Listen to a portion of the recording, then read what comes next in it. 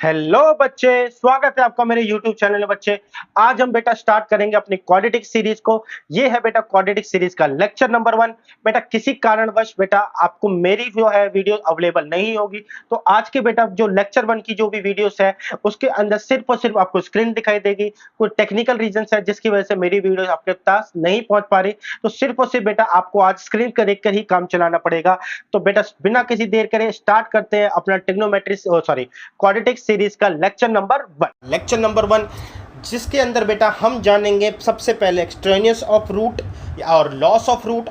बेटा दूसरा है क्वाड्रेटिक सॉल्यूशन, तीसरा है रिमाइंडर एंड फैक्टर थ्योरम, चौथा है बेटा आपका इक्वेशन वर्सेस आइडेंटिटी को। तो बच्चे इस लेक्चर को स्टार्ट करने से पहले मैं आपसे यही कहूँगा बेटा कि मैंने है ना अपने फंडामेंटल सीरीज उसको जेई फंडामेंटल सीरीज नाम से कुछ लेक्चर्स डाले हैं, जिसके अंदर मैंने पॉलिनोमियल नाम का एक लेक्चर डाला है। तो मैं यही कहूँगा बेटा कि आप इस लेक्चर को सुनने से पहले वो पॉलिनोमियल वाला लेक्चर जरूर सुन ले, क्योंकि बेटा जो टर्मिनोलॉजी वगैरह जो यूज़ हुई है ना उसको मैंने बहुत अच्छे से वहाँ पर एक्सप्लेन करा है। ठीक है, तो यहाँ पर आने से पहले मैं उम्मीद करूँगा या मैं चाहूँगा मैं आपसे कि आप वो वाला लेक्चर ज़रूर सुन लें। आगे बढ़ते हैं बेटा, सबसे पहले आता है पॉलिनोमियल एंड क्वाड्रेटिक। तो बेटा पॉलिनोमियल एंड क्वाड्रेटिक क्या होता है बच्चे, हालांकि मैं इसके ऊपर बहुत अच्छी डिस्कशन अपने उसी लेक्चर में कर चुका हूं, जिस लेक्चर की मैं बात कर रहा हूं जेई फंडामेंटल सीरीज़ के अंदर, पॉलिनोमियल लेक्चर के अंदर। फिलहाल के लिए बेटा मैंने यहाँ पे इसलिए डाल दिया क्योंकि कई बच्चे होंगे नहीं जी हम वहाँ नहीं सुनेंगे, हमें तो सर जी यहीं पर ही बताओ। तो एक लेमन मीनिंग जो वहाँ पर भी है यहाँ पर भी सेम मैं उसको कन्वे कर रहा हूँ। पॉलिनोमियल क्या होता है, एक मैथमेटिकल एक्सप्रेशन होता है। तो polynomial is a mathematical expression जो कि यूज़ करता है प्लस माइनस डिवाइड मल्टीप्लाई वाले सिंबल टू एक्सप्रेस एनीथिंग। किसी भी बात को एक्सप्रेस करने के लिए हम मैथमेटिकल टूल्स का मैथमेटिकल टूल्स का सहारा लेते हैं, या ये मैथमेटिकल टूल्स जो होते हैं वही मैथमेटिकल ऑपरेशन या एल्जेब्रिकल ऑपरेशन कहलाते हैं, प्लस माइनस मल्टीप्लाई डिवाइड। तो बेटा अगर हम ये कहें पॉलिनोमियल क्या है, पॉलिनोमियल एक मैथमेटिकल एक्सप्रेशन है जो कि एल्जेब्रिकल ऑपरेशन को यूज़ करके अपनी बात को एक्सप्रेस करता है। बस सिंपल इतनी ही डेफिनेशन है। अब क्वाड्रेटिक क्या है बेटा, तो जब हमने ये पढ़ा पॉलिनोमियल, तो पॉलिनोमियल के अंदर बच्चे मैंने है ना टाइप्स की बात करी। तो हमने बेटा ओहो बेटा एक सेकंड में फिर से लिख लूँ इस चीज़ को।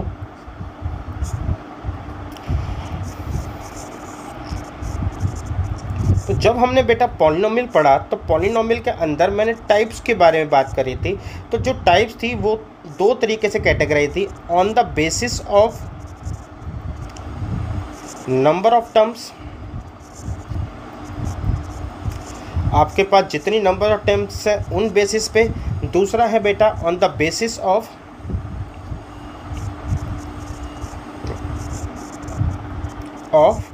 पावर, जिसको हम डिग्री भी बोलते हैं। तो पावर और डिग्री क्या होता है बेटा, पावर जो होती है बच्चे मेरे पास, ठीक है ना, जब मेरे पास x के ऊपर 1 पावर होती है, ठीक है, यानी कि जब डिग्री 1 होती है बच्चे, तो हम इसको बोलते हैं लीनियर पॉलिनोमियल। और जब x की पावर 2 होती है तब हम इसको बोलते हैं क्वाड्रेटिक पॉलिनोमियल या फिर क्वाड्रेटिक इक्वेशन। तो बच्चे ये दोनों बातें मैं वहाँ पे एक्सप्लेन करी थी। फिलहाल के लिए बेटा इतनी बातों से आपका काम चल जाएगा। आगे बढ़ते हैं बेटा, इसके अंदर देखते हैं सॉल्यूशन ऑफ क्वाड्रेटिक। तो क्वाड्रेटिक के जो सॉल्यूशन है ना बेटा, ये सॉल्यूशन बच्चे 3 तरीके से कैटेगराइज है। पहला वाला जो सॉल्यूशन है या पहला जो तरीका है वो है मेकिंग अ परफेक्ट स्क्वायर।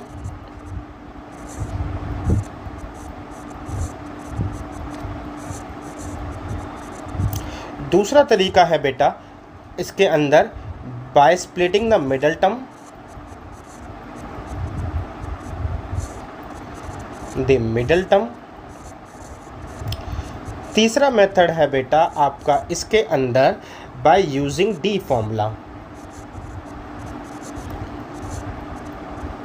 तो बच्चे यहाँ पे ये जितनी भी बातें हैं ना बेटा आपकी 10th क्लास में ऑलरेडी हो चुकी हैं। मुझे यहाँ पे उन बातों को एक्सप्लेन नहीं करना जो 10th क्लास के अंदर है। मुझे बेसिकली आपको IIT JEE के लिए कौन सा बिल्डअप करना है, तो उनकी बेसिक बातें यहाँ पर जो है मैं सिर्फ डिस्कस करूँगा। अंदर की डिटेल इसके अंदर की वो आपको 10th क्लास के अंदर मिलेगी। तो बेटा अब मैं इनके ऊपर आपको एक एक एग्जांपल देता हूं और करके दिखाता हूं ये कैसे होता है। इनके लिए बेटा मैंने क्वेश्चंस आपके अलग पेजेस पे लिए थे, क्योंकि बहुत ज़्यादा टाइम नहीं था मेरे पास कि एक एक क्वेश्चन को मैं बनाता लिखता। ठीक है, तो दैट्स वाई मैंने कहा चलो हम जब पेन से लिखेंगे तो उसी के थ्रू ही लिख देंगे। हमारा जो क्वेश्चन है बेटा, ये क्वेश्चन है कि x² - 6x - 7 = 0। By making a perfect square में हम है ना बेटा इन दोनों को यूज़ करते हैं और इस तरीके से यूज़ करते हैं कि हमने ना 6 के एलिमेंट यानी कि कोफिशिएंट जो x है उस कोफिशिएंट को उठाते हैं, उसका हाफ करते हैं। यानी x का कोफिशिएंट है 6 को उठाया, उसका हाफ करा 3 आया। 3 का स्क्वायर ही हम क्या करते हैं बेटा, ऐड करते हैं, और 3 का स्क्वायर ही हम माइनस करते हैं, और -7 = 0। तो इतने से लेके इतने तक की टर्म्स जो है वो आपका फॉर्मूला बना देती है x - 3 का स्क्वायर। यहाँ पे आएगा बेटा 3 का स्क्वायर 9 और ये होगा 7 = 0। तो x - 3 का स्क्वायर बेटा 9 और ये 16 हो गया। तो x - 3 का स्क्वायर बेटा ये आ गया 16। यहाँ से ये हटा अंडर रूट x - 3 = ±4। तो बेटा +-4 हुआ तो x की वैल्यू हो गई बेटा एक बार 4 + 3 और दूसरी बार x की वैल्यू हो जाएगी बेटा -4 + 3, यानी कि बच्चे x की वैल्यू 7 और दूसरी तरफ x की वैल्यू -1। बच्चे अगर मैं इसको फैक्टर फॉर्म में लिखूं तो ये हो जाएगा x - 7 = 2, ये हो जाएगा x + 1 = 0। तो बच्चे आपको मैंने, अगर आप मेरा वो लेक्चर सुना है आपने जो जिसकी मैं पॉलिनोमियल की बात कर रहा हूँ, तो उसमें मैंने ये बताया था कि x - 1 और x + 1 these are also factor, इनको फैक्टर भी बोला जाता है ऑफ अ क्वाड्रेटिक इक्वेशन। तो ये एक तरीके से लीनियर फैक्टर है। कैसे फैक्टर है बेटा, लीनियर फैक्टर है। तो यानी कि क्वाड्रेटिक इक्वेशन जो टूटती है ना वो दो लीनियर फैक्टर के प्रोडक्ट के रूप में टूटती है। सॉरी, आगे बढ़ते हैं बेटा by splitting the middle term. अब स्प्लिटिंग द मिडल टर्म का बेटा कॉन्सेप्ट जो है वो भी आपने 10th क्लास में कर रखा है। क्वेश्चन मैं सेम ही उठाऊंगा बेटा ताकि आपको दिक्कत ना हो, या फिर हम एक कॉमन कंक्लूजन पर ही पहुंचे, जिसमें हम 6 को बोलते हैं 2 पार्ट में तोड़ेंगे, जिसमें दोनों पार्ट का माइनस करके रिजल्ट जो है -6 आना चाहिए, और दूसरी बात दोनों पार्ट का जो प्रोडक्ट है वो कितना आना चाहिए, 7 आना चाहिए। तो मैंने कहा ठीक है, अगर मेरे को माइनस करना है तो मैंने कहा अगर मैं -7 और +1 ले लो, इसको इग्नोर करता हूँ बेटा, -7 और +1 ले लेता हूँ, तो इन दोनों का मेरे को जो रिजल्ट मिलेगा वो -6 मिलेगा, और -7 और +1 का जो प्रोडक्ट भी है मेरे को क्या मिलेगा, 7 मिलेगा। तो बेटा प्लस प्रोडक्ट के अंदर माइनस प्लस की दिक्कत नहीं देखनी। तो बेसिकली ये वाला जो साइन है ये बताता है कि प्लस माइनस के थ्रू आएगा, ये वाला साइन है बेटा ये बताता है कि बड़ी टर्म नेगेटिव होगी या पॉजिटिव होगी। बस बेटा इसी तरीके से हम स्प्लिटिंग द मिडल टर्म करते हैं। तो अगर मैं अपने मिडल टर्म को स्प्लिट करूं तो ये आया x² - 7x + x - 7 = 0। x common ले लिया, x - 7 + 1 x - 7 = 0। तो x + 1 x - 7 = क्या होगा बेटा 0। तो x = -1 एंड x = 7, ये मेरा आंसर हो गया। तो बेटा यही आंसर हमारा यहाँ पर भी आया था, x = 7 x = -1, यही आंसर बेटा स्प्लिटिंग द मिडल टर्म में आया। अब बेटा बाय डिस्क्रिमिनेटिंग फॉर्मूला, यानी कि जिसको हम d का फॉर्मूला भी कहते हैं। अब d का फॉर्मूला जो होता है d = b² - 4ac होता है। बेटा इस फॉर्मूले को मैं बना के दिखाता हूँ, क्योंकि इस फॉर्मूले का मेरे ख्याल से वहाँ पर गिवन होगा, लेकिन 10th क्लास में कभी आप पढ़ते नहीं हो। तो मैं आपको इसका फॉर्मूला बना के दिखाता हूँ। कभी भी बेटा एक मार्क कर देता हूँ, कभी भी कोई भी आपकी क्वाड्रेटिक इक्वेशन होगी ना वो हमेशा इस फॉर्म में होगी, = 0। तो बेटा ये जो फॉर्मूला बनता है ना ये कैसे बनता है, using a concept of perfect square. तो बेटा इस कॉन्सेप्ट को यूज़ करके बनता है। तो इस कॉन्सेप्ट के लिए सबसे पहले x² के साथ कोई कोफिशिएंट नहीं होना चाहिए, यहाँ पर आया बेटा c upon a is equal to 0। अब बच्चे ये वाला जो a है ये इधर जाके 0 हो गया, तो मेरे पास बचा बच्चे एक्स स्क्वायर प्लस में b by a x plus में c by a is equal to 0। बेटा अगर मैंने बताया था आपको b अपॉन ए जो है, इस x का कोफिशिएंट जो है b अपॉन ए, इसको लेना है, इसका हाफ करना है, इसके हाफ का स्क्वायर ऐड करना है, इसके हाफ का स्क्वायर माइनस करना है। तो बच्चे मैंने क्या करा, एक्स स्क्वायर करा प्लस में b by a x plus में b अपॉन में 2a का स्क्वायर ऐड करा एंड b माइनस 2a का होल स्क्वायर ही मैंने प्लस एंड माइनस करा, प्लस में c by a is equal to 0। बच्चे इतनी जो टर्म्स हैं ये आपका फॉर्मूला बना देंगे x plus b by 2a का होल स्क्वायर, ठीक है। माइनस बेटा माइनस के लिए मैंने उधर ले गया, तो ये हो गया बी स्क्वायर अपॉन में 4a is equal to minus c upon में a। बच्चे अगर मैं इन दोनों का एलसीएम लेता हूँ तो मेरे पास एलसीएम आएगा 4a, तो ये हो जाएगा b square minus 4ac is equal to x plus b by 2a का होल स्क्वायर। बेटा होल स्क्वायर जब मैं इसके अंडर डालता हूँ यहाँ पे बेटा यहाँ पे a स्क्वायर भी आएगा। तो बच्चे मैं ये देखता हूँ कि x plus b by 2a is equal to under root, इसको मैं बोल देता हूँ d।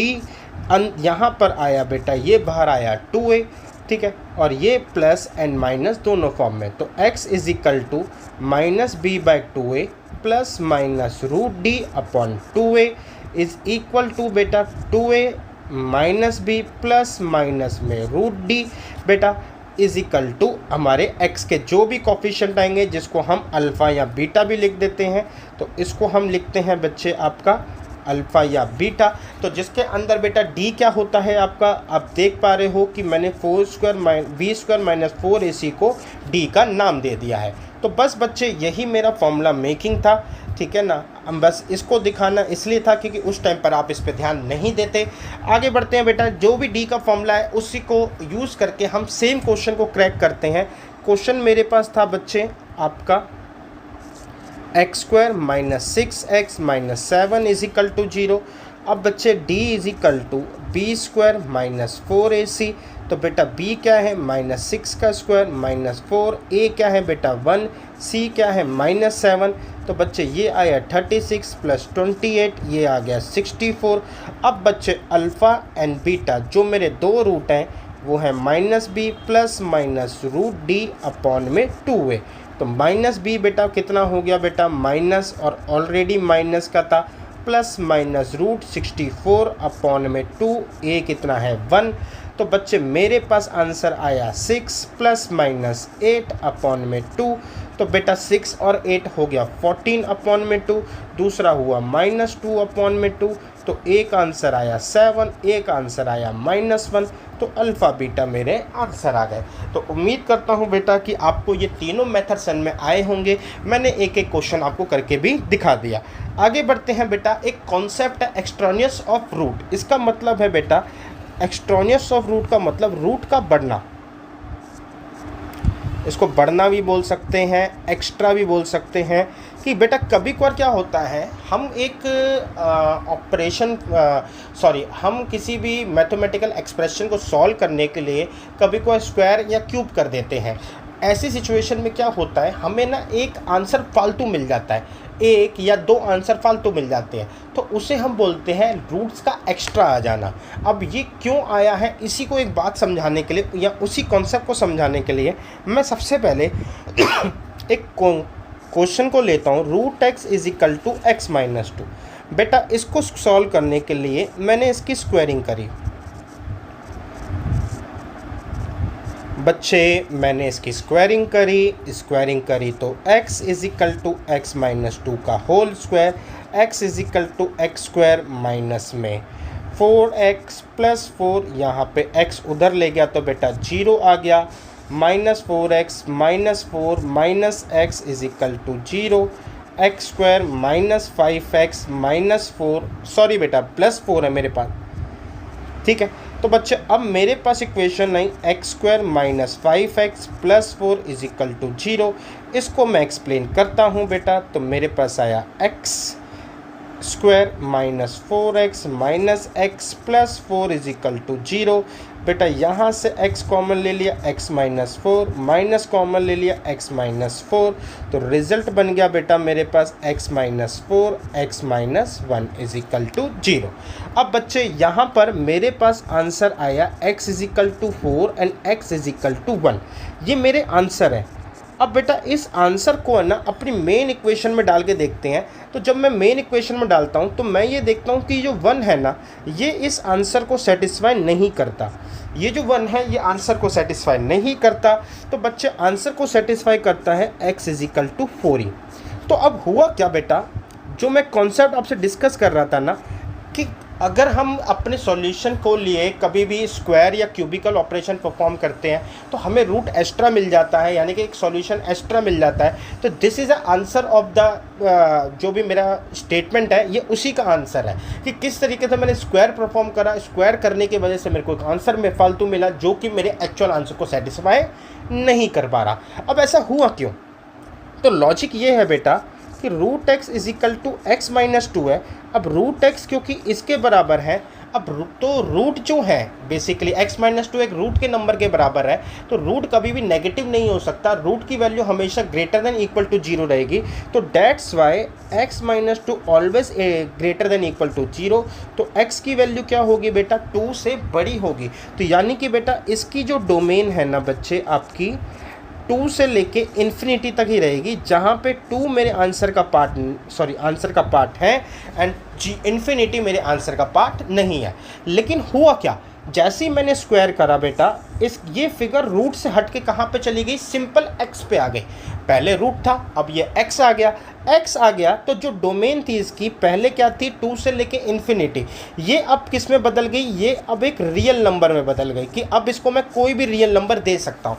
तो इसी जो इसकी डोमेन है वो रेस्ट्रिक्टेड थी पहले, वो रेस्ट्रिक्शन मैंने ख़त्म करी स्क्वायर करके, यानी कि मैंने एक तरीके से अपनी डोमेन को बढ़ाया। कैसे बढ़ाया, हमने रियल नंबर तक पहुँचाया अपनी डोमेन को। जब मैंने अपनी डोमेन को रियल नंबर तक पहुँचाया, यानी कि रियल नंबर तक पहुँचाने से मेरे पास जो आंसर थे अब उनको फालतू करा। तो 1 जो है वो एक्स्ट्रा जो है कह सकते हो डोमेन को बढ़ाने की वजह से ही आया है, जबकि पहले जो रेस्ट्रिक्टेड डोमेन थी उसमें 1 मेरा आंसर का पार्ट नहीं था। तो बेसिकली बच्चे एक्सट्रेनियस ऑफ रूट का यही लॉजिक है, यही फंडा है कि हम जो है स्क्वायर करके वो रेस्ट्रिक्शन होती है डोमेन की उसको हटा देते हैं, जिससे हमारे को अदर आंसर भी हमारे पार्ट में मतलब अदर जो आंसर है वो भी हमारे सॉल्यूशन का पार्ट बन जाते हैं। आगे बढ़ते हैं बेटा, लॉस ऑफ रूट। जिस तरीके से हम अपने सॉल्यूशन के लिए स्क्वायर का सहारा लिया, क्यूब का सहारा लिया, उसी तरीके से क्या होता है बेटा, कई बार हमें ध्यान नहीं रहता या कई बार बहुत जल्दबाजी में सॉल्व करने के लिए हम कुछ फैक्टर को ना दोनों से कैंसिल कर देते हैं। उससे क्या होता है बच्चे कि हमारे को ना एक्चुअल में एक आंसर कैंसिल हो जाता है। एक आंसर कैंसिल होने से बेटा जब हमारा एक आंसर कैंसिल होता है तो हमको जो आंसर मिलता है ना बेटा वो सिर्फ एक ही मिल पाता है। तो कहने का मतलब जहाँ पे 2-3 पॉसिबिलिटीज़ है आंसर की, वहाँ पे हम अपने कॉमन फैक्टर को काट देने की वजह से उन पॉसिबिलिटीज़ को रेस्ट्रिक्ट कर देते हैं, कम कर देते हैं। कैसे बेटा, इसके लिए भी बेटा मैंने क्वेश्चन लिखा हुआ है आपके लिए। फॉर एग्जाम्पल ये आपके लिए क्वेश्चन है बेटा। क्या क्वेश्चन है बच्चे आपके पास, एक्स स्क्वायर माइनस में 2x is equal to x minus 2।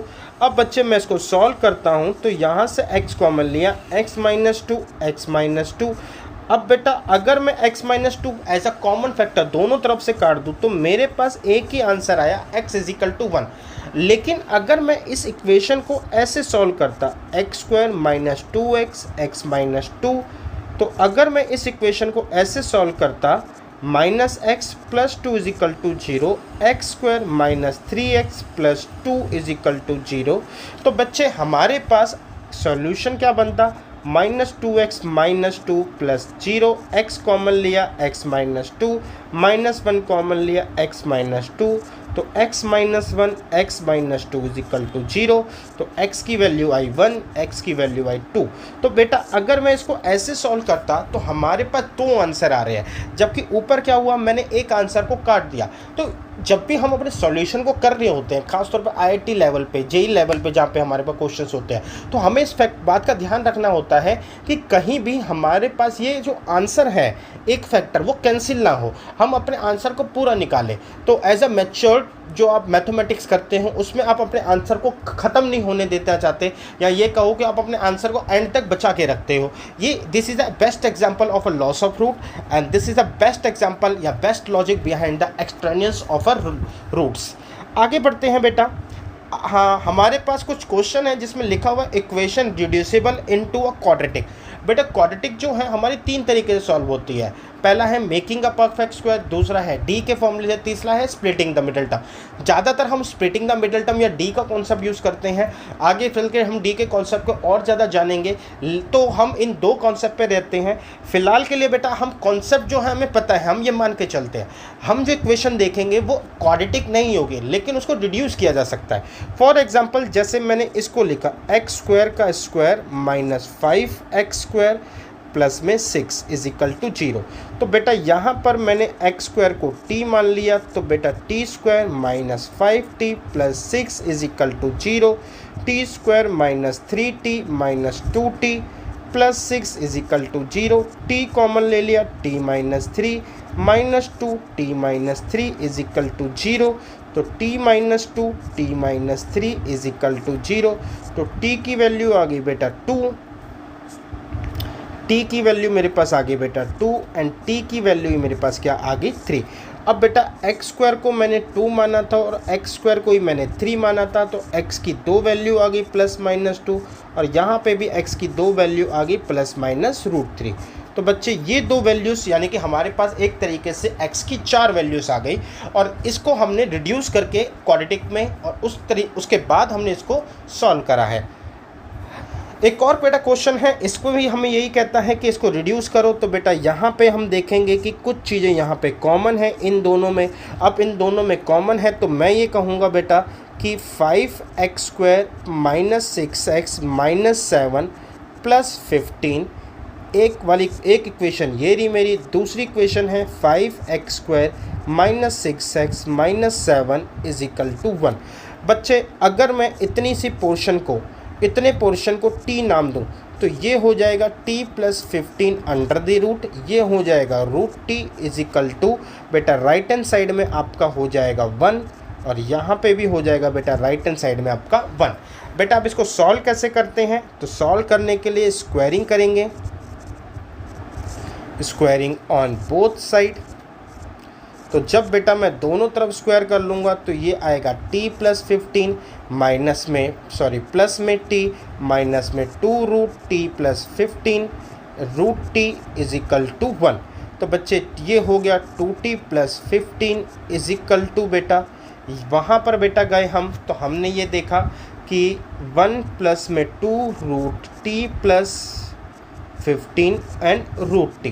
बेटा अभी भी मेरा रूट ख़त्म नहीं हुआ है, तो मैं क्या करूँगा बच्चे 2t प्लस 15 माइनस 1 को इधर लेकर आया, इधर बेटा t प्लस 15 और √t को मैंने अकेले छोड़ दिया। यहाँ पे बच्चे मेरे को रिजल्ट मिला 2t प्लस 14, यहाँ पे मिला 2t प्लस 15 एंड √t। तो बेटा 2 कॉमन ले लिया, t plus 7 is equal to 2 √t and t plus 15। तो t से t कट गया बेटा। अब आ गया बेटा आपके पास t plus 7 is equal to √t, and यहाँ पर आया बेटा आपका √t प्लस 15। अब बच्चे यहाँ पे फिर से रूट हटाने के लिए मैं अगेन स्क्वायरिंग करूँगा।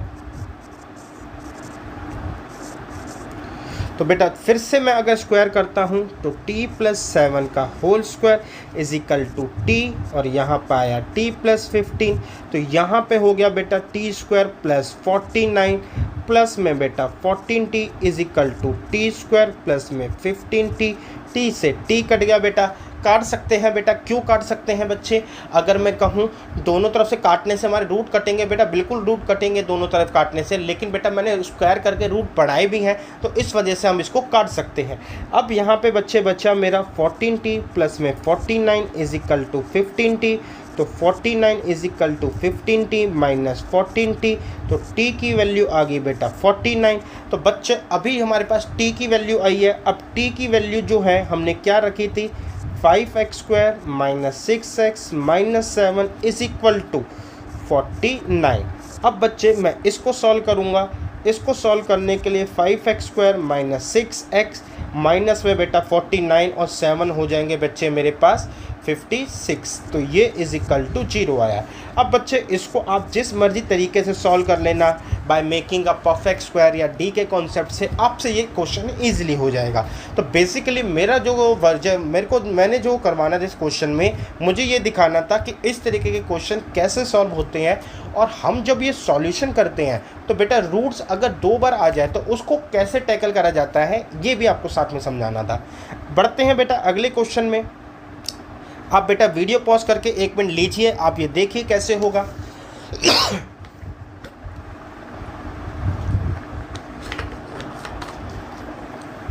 तो बच्चे वीडियो पॉज आपने, उम्मीद करता हूँ बेटा आपने देखा होगा। अब मैं बच्चे इसको यहाँ पे दिखाता हूँ। ये है -5 7 का स्क्वायर, यहाँ पे आ रहा है बेटा x² माइनस 5x प्लस 6, यहाँ पे है बेटा 1।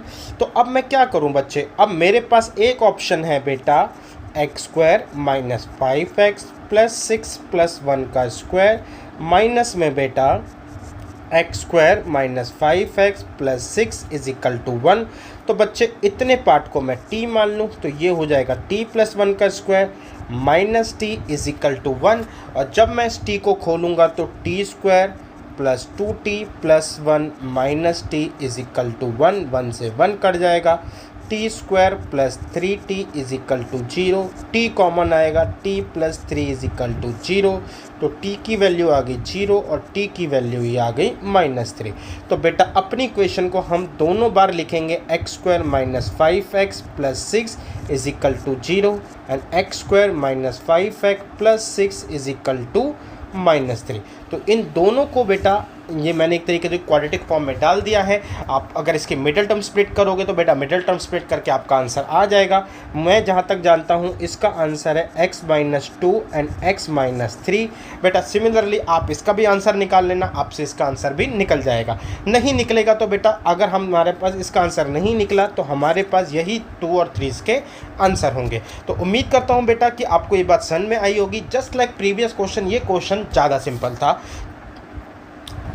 अगला है सॉल्व द इक्वेशन 4x। बेटा हमारे पास इक्वेशन है 4x माइनस 5 इंटू 2 की power x and 4 is equal to 0। यहाँ पे बेटा हम ये कहते हैं 2 की पावर स्क्वायर का x माइनस 5 इंटू में 2 की पावर x प्लस में 4 इज इक्वल टू 0। यहाँ पे बेटा x है। बेटा मैं क्या कर सकता हूँ, मैंने इसको ऐसे लिख सकता हूँ जहाँ पे x और 2 इंटरचेंजेबल हो जाएंगे इज इक्वल टू 0। बच्चे बस सिंपल 2 की पावर x को t रखो। बच्चे t रखा तो मेरे पास आ गया बेटा t² minus 5t plus 4 is equal to 0।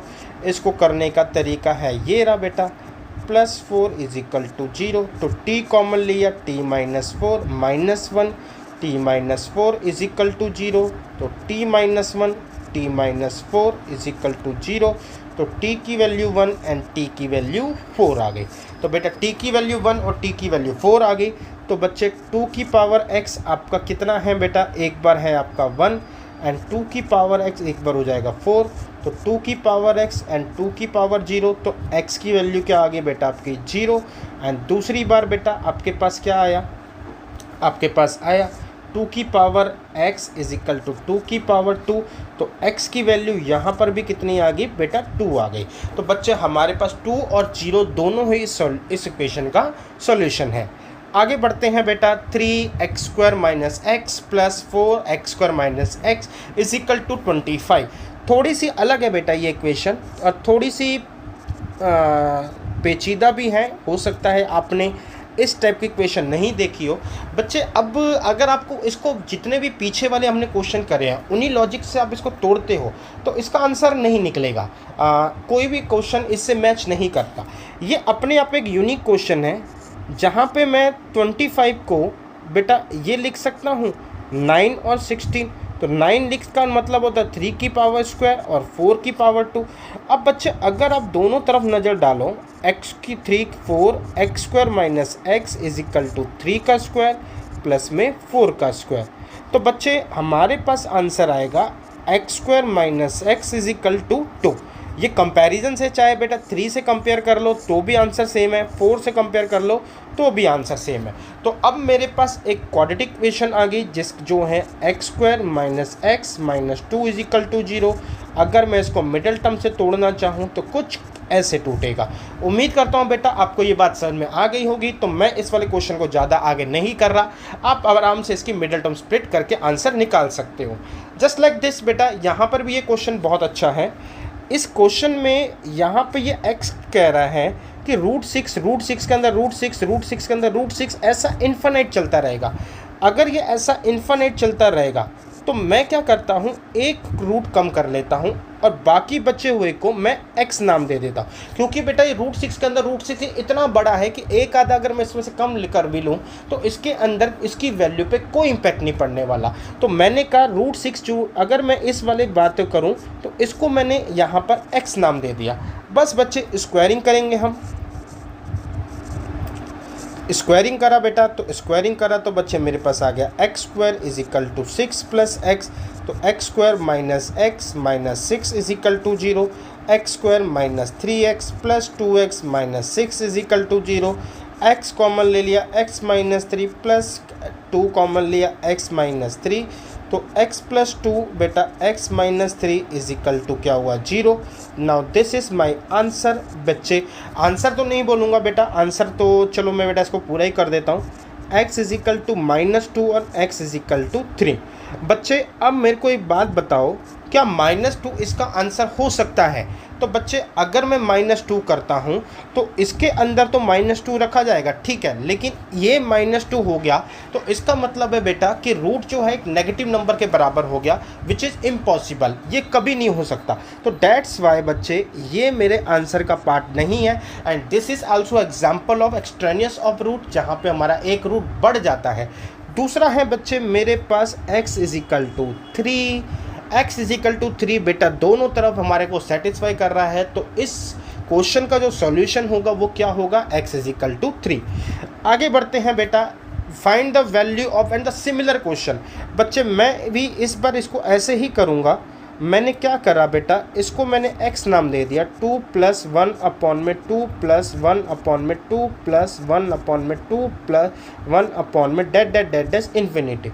अब ये बेटा इतना बड़ा है कि मैं इस सारे में से एक भी अगर कम कर लेता हूँ तो कोई इम्पैक्ट नहीं पड़ेगा। बच्चे मैंने कहा x is equal to 2 plus 1 upon में जहाँ ये रिपीट हो रहा है उसको मैंने x कर दिया। तो जैसे ही बेटा मैंने ये रिपीटेशन है, क्योंकि ये सेम रिपीट हो रही थी, इस पूरे का नाम भी बेटा मैंने x दिया था।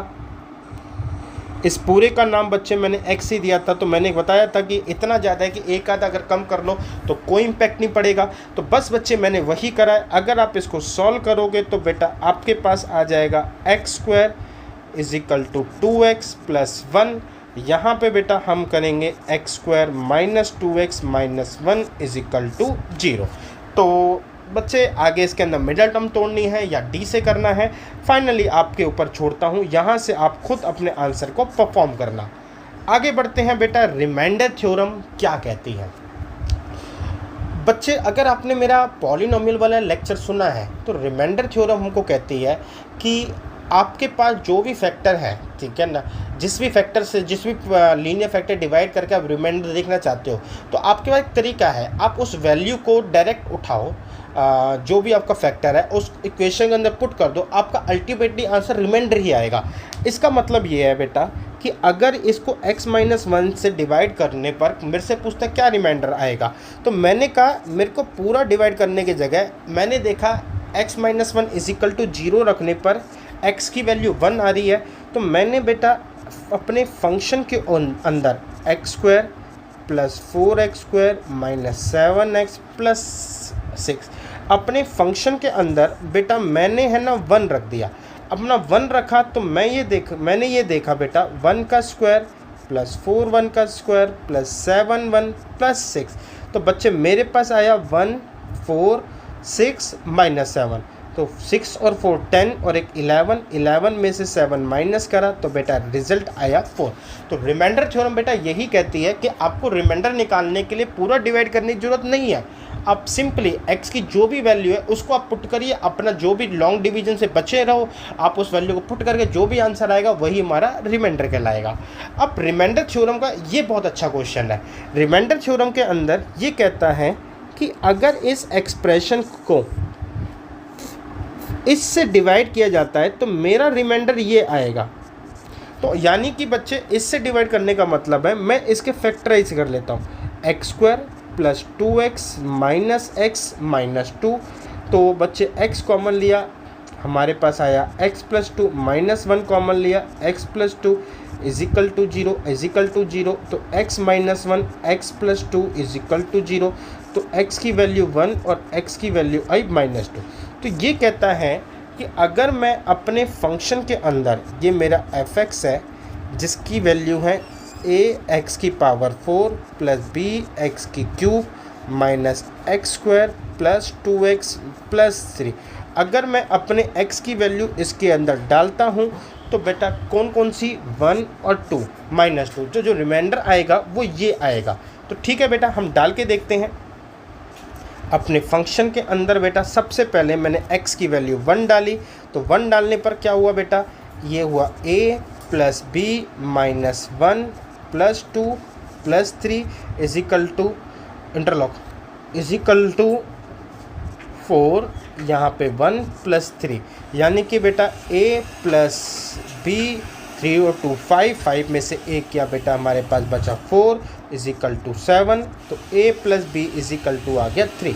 ये बेटा मेरी एक इक्वेशन आई।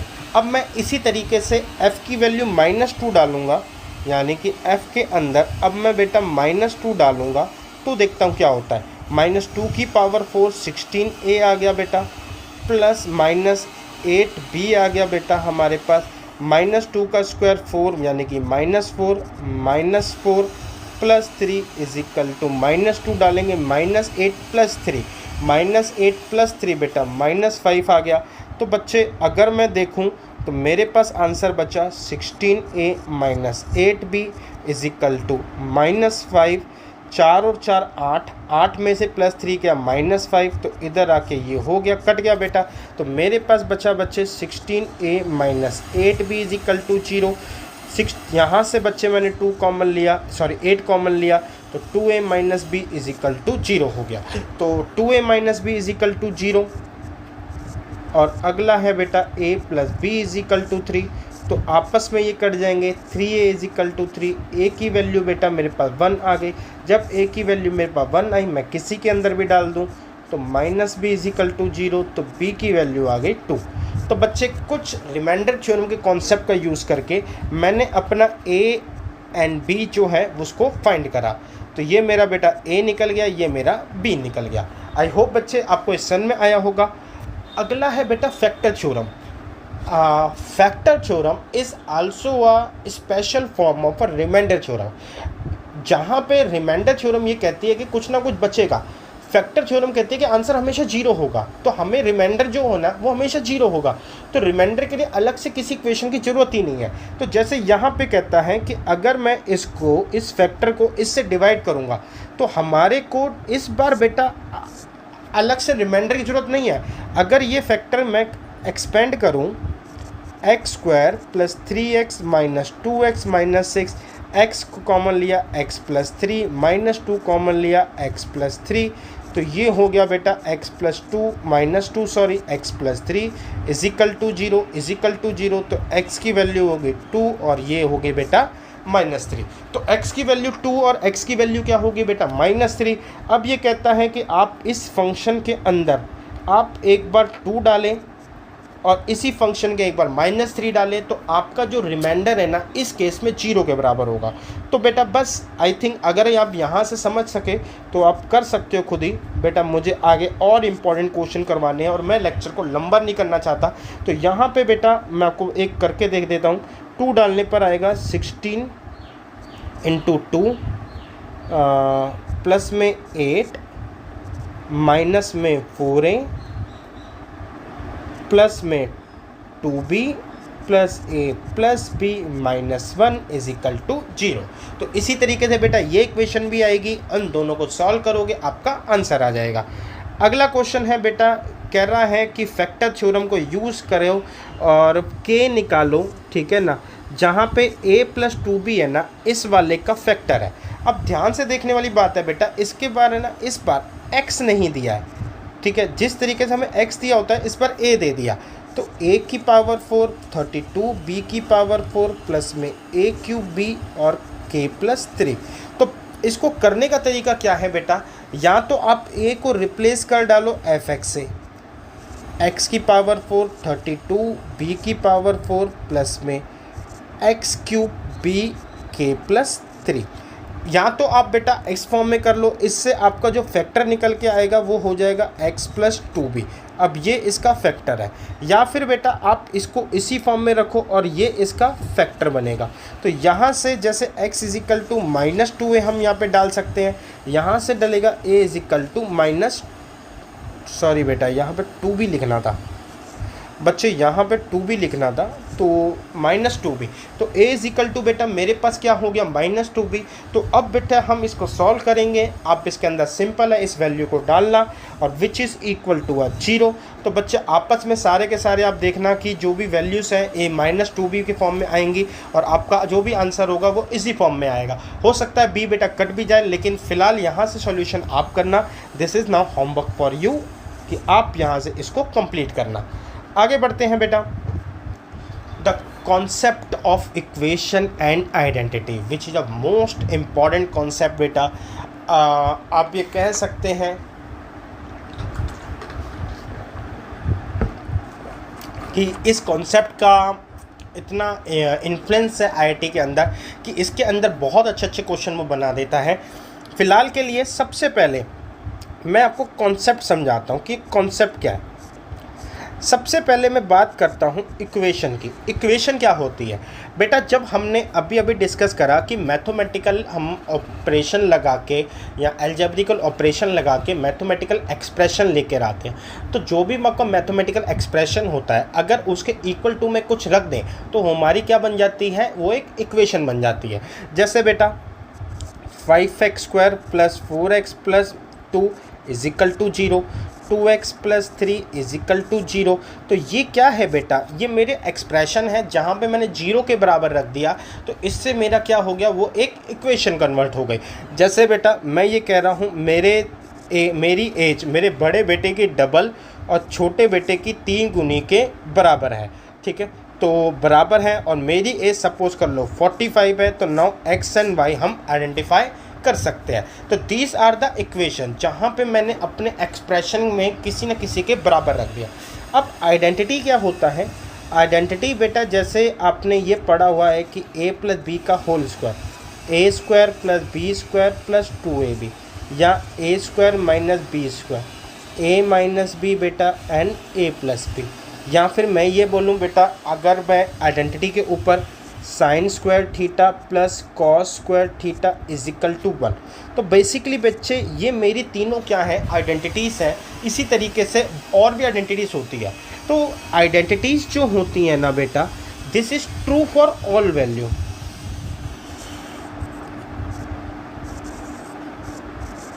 जबकि इक्वेशन जो होती है ये ट्रू होती है फॉर पर्टिकुलर वैल्यू।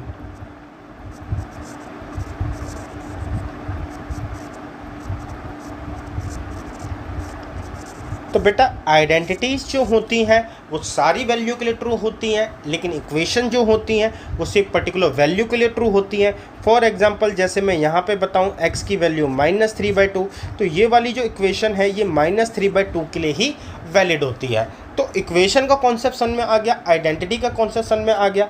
अब मैं दोनों को मिक्स करके एक कॉन्सेप्ट डालता हूँ जिसका नाम है बेटा आपका आइडेंटिटी इक्वेशन। तो यानी कि बच्चे आइडेंटिटी इक्वेशन का कॉन्सेप्ट का मतलब क्या है कि ऐसी इक्वेशंस जो बेटा ट्रू फॉर ऑल वैल्यूज़ हो, जैसे कि हमारी आइडेंटिटी प्रॉपर्टीज़ होती है। यहाँ पे बेटा आप ए और बी की कोई भी वैल्यू डालो, यहाँ पर भी बेटा ए और बी की कोई भी वैल्यू डालो, ये ट्रू फॉर ऑल वैल्यू है। यहाँ पे आप कोई भी थीटा डाल लो इनके अंदर, कॉस के अंदर, this is true for all value. Similarly identity equation का मतलब होता है ऐसी इक्वेशन जो कि ट्रू फॉर ऑल वैल्यूज़ है। फॉर एग्जाम्पल जैसे बेटा मैं यहाँ पे दिखाऊँ f x plus 3 is equal to f x plus 15। For example बेटा मैं यहाँ पे दिखा रहा हूँ four x plus 5 is equal to 2x plus 7 plus 2x minus में 2। जैसे कि बेटा x plus 2 and x plus 3 is equal to x square plus 5x plus 6। तो बच्चे यहाँ पे मैंने 3 इक्वेशंस लिखी हैं और बेसिकली ये आइडेंटिटी इक्वेशंस है। आइडेंटिटी इक्वेशन का मतलब कि ये वाली equation for all value of x के लिए ट्रू होंगी।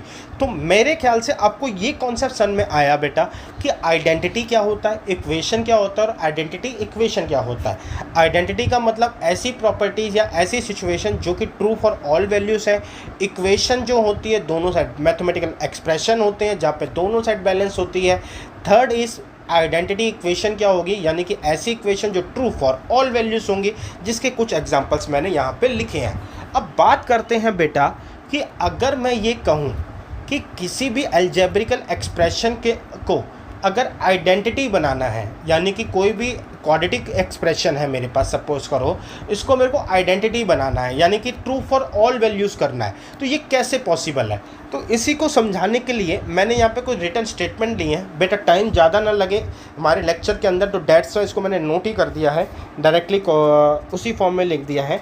अब बेटा यहाँ पे जैसे मैं ये कहता हूँ मेरी ये इक्वेशन है। अब क्वाड्रेटिक इक्वेशन के अंदर बेटा जो पावर है 2, तो उसके सॉल्यूशन भी 2 होंगे। क्यूबिक के अंदर पावर 3 है तो सॉल्यूशन भी 3 होंगे। तो इसका मतलब है कि क्वाड्रेटिक के अंदर सॉल्यूशन 2 है, लेकिन अगर मैं कहूँ कि इसके 3 सॉल्यूशन है या 3 से ज़्यादा सॉल्यूशन है, या ये बोलूँ 2 से ज़्यादा सॉल्यूशन है, तो ये कैसे पॉसिबल है। तो इसी पॉसिबिलिटीज़ के ऊपर मैंने काम करा है, यानी कि इस सिचुएशन के थ्रू मैंने आपको समझाने की कोशिश करी है कि क्या होगा अगर किसी क्वाड्रेटिक के 2 से ज़्यादा आंसर होंगे।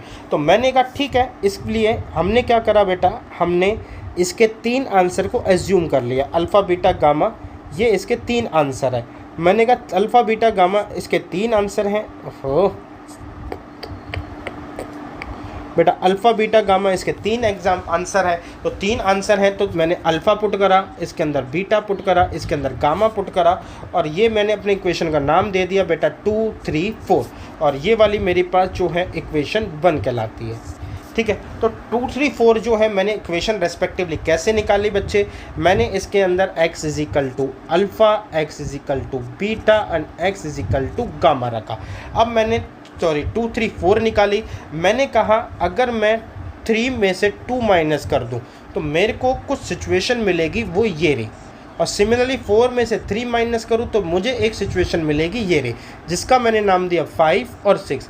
एंड 5 और 6 को फिर सॉल्व करके मुझे है ना एक तरीके से ये सिचुएशन मिलेगी जो कि मुझे है ना अल्फ़ा का आंसर दे देता है, सॉरी ए का आंसर दे देती है 0। अब ए का जो आंसर मिला, मैं ए के आंसर को अगर मैं यहाँ पुट कर दूँ तो ए का 0 हो जाएगा, तो मेरे को बी भी क्या मिलेगा 0। तो बी क्या मिला मेरे को आंसर में 0। अब ए और बी को उठा के मैं कहीं पे भी पुट कर लूँ, मेरे को सी का आंसर मिल जाएगा जो कि क्या होगा बेटा 0। अब ऊपर वाली में पुट कर दो, चाहे इक्वेशन फर्स्ट में पुट कर दो बेटा इन दोनों वैल्यूज़ को, ए और बी जैसे ही पुट होगा बेटा इसका आंसर क्या आ जाएगा 0 आ जाएगा। तो कहने का मतलब ये है कि अगर मैं ये मानूं कि किसी क्वाड्रेटिक इक्वेशन के अंदर 3 रूट है, अल्फ़ा बीटा गामा, तो मैंने अल्फ़ा बीटा गामा तीनों को उठा के आंसर में रखा, मतलब जैसे हम नॉर्मली रूट्स के साथ करते हैं। तो तीनों को मिला के जब मैंने अपने आंसर में रखा तो मेरे पास कुछ इक्वेशंस आई जिनको मैंने सॉल्व करा, जिनको सॉल्व करके पता चला कि ए बी सी ये तीनों 0 आ रहे हैं। तो ए बी सी क्या है बेटा, ए बी सी अगर आप ध्यान से देखो तो किसी भी एक्सप्रेशन के अंदर ax² प्लस bx प्लस सी, तो यहाँ पे ये कोफिशिएंट है तीनों ए बी सी, तो ये तीनों 0 है। तो इसका मतलब हमारे पास इक्वेशन बनी 0x² प्लस 0x प्लस 0, तो अब बच्चे ये वाली जो इक्वेशन है ना, this is true for all value, इसका आंसर हमेशा बेटा 0 आएगा। आप x की वैल्यू जो मर्जी डालो, अल्फा डालो, बीटा डालो, गामा डालो, डेल्टा डालो, कुछ भी डालो बेटा, इसका आंसर 0 आएगा। तो कहने का मतलब ये है कि अगर क्वाड्रेटिक इक्वेशन आइडेंटिटी बन रही है ना, तो वो तभी बन सकती है जब इसके ए बी सी तीनों के तीनों 0 हों। तो यही बात बेटा मैंने यहाँ पे लिखी हुई है कि अगर क्वाड्रेटिक इक्वेशन को हमारे को आइडेंटिटी बनना है, तीनों 0 होंगे और हमारी एक्सप्रेशन जो होंगी वो ये होगी। तो कंक्लूजन ये निकला कि अगर मेरे को क्वाड्रेटिक किसी भी क्वाड्रेटिक इक्वेशन को मैंने आइडेंटिटी बनाना है, अगर इसको आइडेंटिटी बनाना है तो बेटा ए बी सी तीनों मेरे को 0 रखने पड़ेंगे, यानी कि 0x² 0x + 0 = 0। नाउ आप इसके अंदर x की वैल्यू 1 रखो, 2 रखो, अल्फ़ा बीटा गामा रखो या डेल्टा रखो, कुछ भी रखो, आपका ये हमेशा हर वैल्यूज़ के लिए ट्रू होगा। सिमिलरली बेटा अगर मेरे पास कोई क्यूबिकल एक्सप्रेशन है, उसको अगर मेरे को आइडेंटिटी बनाना है तो हमें ये चारों के चारों जो हैं वो 0 के बराबर रखने पड़ेंगे। यानी कि बच्चे अल्टीमेटली 0 यहाँ पे एलिमेंट जो भी alpha a b c d है वो 0 रखना पड़ेगा और हमारे को एक 0 की फॉर्म में हमारे को क्यूबिकल एक्सप्रेशन मिलेगा। और इन जनरल अगर किसी भी पॉलिनोमियल n डिग्री को आइडेंटिटी बनाना है तो ये तभी होगा जब इसके सारे कोफिशिएंट जो होंगे वो क्या होंगे बेटा, आपके 0 होंगे।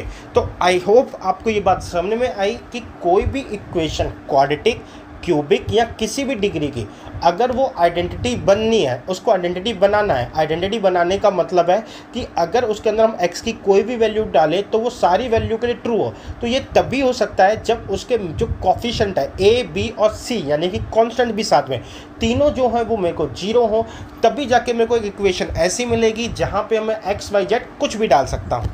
उम्मीद करता हूँ बेटा ये कॉन्सेप्ट आपको समझ में आया होगा। बहुत इंपॉर्टेंट क्वेश्चन है, कॉन्सेप्ट है, थोड़ा सा ट्रिकी भी है, आपको एकदम से नहीं कैच होगा। तो मेरी बातों को जब दोबारा सुनोगे या दोबारा एनालाइज करोगे तो आपको पता चलेगा कि कैसे हम किसी भी इक्वेशन को अपने क्वाड्रेटिक में अपने आइडेंटिटी में कन्वर्ट कर सकते हैं बाय एज्यूमिंग कि उसके अंदर बेटा 4, 5 या 6 यानी कि लिमिटेड सॉल्यूशन जितना वो कहती है उससे ज़्यादा सॉल्यूशन एज्यूम करके।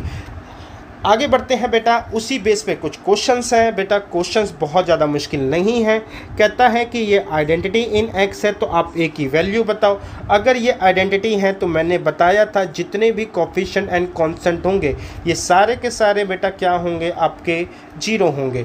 तो यानी कि बेटा a² - 1 = 0, a - 1 = 0, a² - 4a + 3 = 0।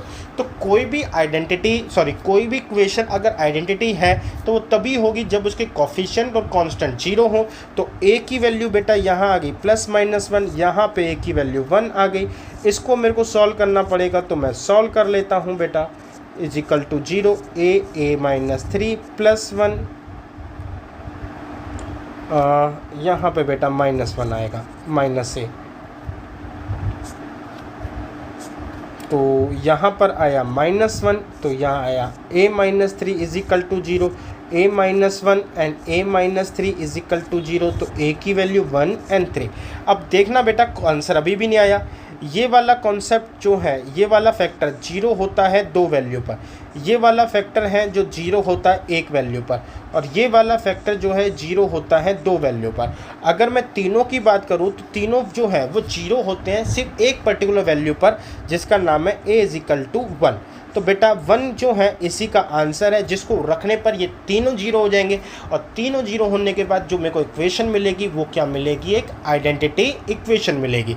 Similarly बेटा यहाँ पे फाइंड द वैल्यू ऑफ ए, ये क्वेश्चन लेने का पर्पस एक सिंपल यही था बेटा कि मैं आपको लैंग्वेज से रूबरू करवा सकूं। Find the value of a for which the following equation has more than 2 roots. तो बेटा x² है, अब x² के अंदर 2 रूट्स होते हैं। अब 2 से ज़्यादा रूट तभी पॉसिबल है जब ये आइडेंटिटी हो। आइडेंटिटी इक्वेशन होगी तो 2 क्या 2 से ज़्यादा क्या 2, 3, 3, 4, 5 जितने मर्जी इसके अंदर वैल्यूज डालो। तो कहने का तरीका है कि बेटा आइडेंटिटी को दूसरे तरीके से बोला जाता है कि 2 से ज़्यादा रूट्स होंगे तो वो मेरे को वैल्यूज़ बताओ। तो अल्टीमेटली वो आइडेंटिटी कहना चाहता है, और आइडेंटिटी के अंदर बेटा जो जो मेरे पास कोफिशिएंट है दिस दिस एंड दिस, ये तीनों क्या होंगे बेटा, ये भी जीरो होते हैं, ये भी जीरो होगा और ये भी जीरो होगा। आपका बेटा आंसर अलग अलग आएगा तीनों केस में, लेकिन आपको वही ए लेना है जो तीनों को जीरो करे, just like in previous question. आगे बढ़ते हैं बेटा, one of the most important concept की कहता है कि शो करो कि ये एक आइडेंटिटी है। अब बेटा शो करने का मतलब ये है, आइडेंटिटी करने का, कि मैं ये दिखाऊं कि x की इस जैसे इसमें जो यहाँ पर मल्टीप्लाई करने पर बेटा मेरे को एक्स स्क्वायर मिल रहा है, यहाँ पर भी एक्स स्क्वायर, यहाँ पर भी एक्स स्क्वायर मिल रहा है। तो अगर मैं ये देखूँ तो एक क्वाड्रेटिक इक्वेशन है, तो इसके नॉर्मली दो आंसर होने चाहिए, लेकिन अगर मैं ये शो कर दूं कि इसके दो से ज़्यादा आंसर है, तीन आंसर है, चार आंसर है, तो अल्टीमेटली ये पता चल जाएगा कि जो यहाँ पे सिचुएशन लिखी है वो एक आइडेंटिटी लिखी है, और आप एक्स की कोई भी वैल्यू डालो ये सबके लिए ट्रू होएगी। अब कैसे बेटा, ध्यान से देखना। मैं बेटा हमारा नॉर्मली काम होता है कि हम जो है जीरो बना के देखे जाएं, ठीक है ना, या एक्स के आंसर के ऊपर जाएं। तो अगर मैं कहूँ x माइनस ए को जीरो बनाते हैं तो x की वैल्यू एक बार a डालते हैं, दूसरी बार बेटा x माइनस बी को जीरो बनाते हैं तो x की वैल्यू b डालते हैं, और तीसरी बार बेटा x माइनस सी को जीरो बनाते हैं यानी कि x की वैल्यू c डालते हैं। तो अगर तीनों वैल्यूज़ पर देखते हैं क्या होता है बेटा, जब मैंने x की वैल्यू a डाली तो ये मेरे पास जीरो हो गया, ठीक है ना, समथिंग अपॉन में गिवन है, प्लस में मेरे पास ये भी जीरो हो गया, समथिंग अपॉन में गिवन है। जब यहाँ पे मैंने a डाली तो मेरे पास आया a माइनस बी अपॉन में a माइनस सी, नीचे आया बेटा a माइनस बी अपॉन में a माइनस सी, जो कि आपस में कट गया, तो लेफ्ट हैंड साइड आया 1 is equal to right hand side.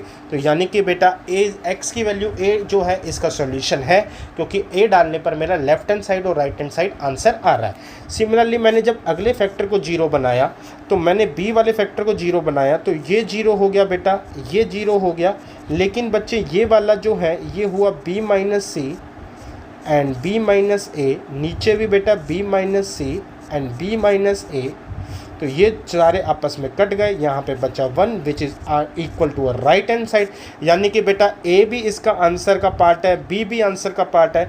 अब मैं बढ़ रहा हूँ x इज इक्वल टू सी डालने पर, c डालने पर क्या होगा बेटा, हमारे पास ये जीरो, हमारे पास ये जीरो, यहाँ पे बचेगा बेटा c minus a and c minus b, नीचे है बेटा c minus a and c minus b, ये आपस में कट गया, 1 is equal to right hand side.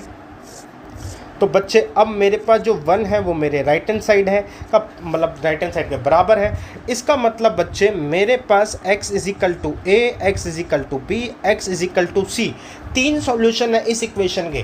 तीनों पे मेरे को अगर मैं तीन वैल्यूज डाल रहा हूँ x की अलग अलग, तो तीनों पर राइट हैंड साइड के बराबर आ रहा है। तो यानी कि एक तरीके से a भी इसका सॉल्यूशन है, b भी इसका सॉल्यूशन है, c भी इसका सॉल्यूशन है। एक क्वाड्रेटिक इक्वेशन के तीन सॉल्यूशन तभी हो सकते हैं जब वो एक आइडेंटिटी इक्वेशन हो। तो अल्टीमेटली मैं इस कंक्लूजन को इस स्टेटमेंट के साथ फिनिश करूंगा, since it is an quadratic equation its has normally two solution, but here we see that there are three different solution values of x which satisfy the equation, hence the given equation is a identity equation. तो बेटा इस तरीके की statement से हम अपने question को and करेंगे। तो बेसिकली लॉजिक यही है बेटा कि क्वाड्रेटिक इक्वेशन है, दो सॉल्यूशन होने चाहिए, लेकिन मेरे पास तीन सॉल्यूशन है। ये तभी ट्रू होगा जब बेटा क्या होगी सिचुएशन, दो सॉल्यूशन है, हमारे आंसर तीन आ रहे हैं, इसका मतलब है कि जो गिवन इक्वेशन है वो क्या है, एक आइडेंटिटी है। बस एक कंक्लूसिव लॉजिक के साथ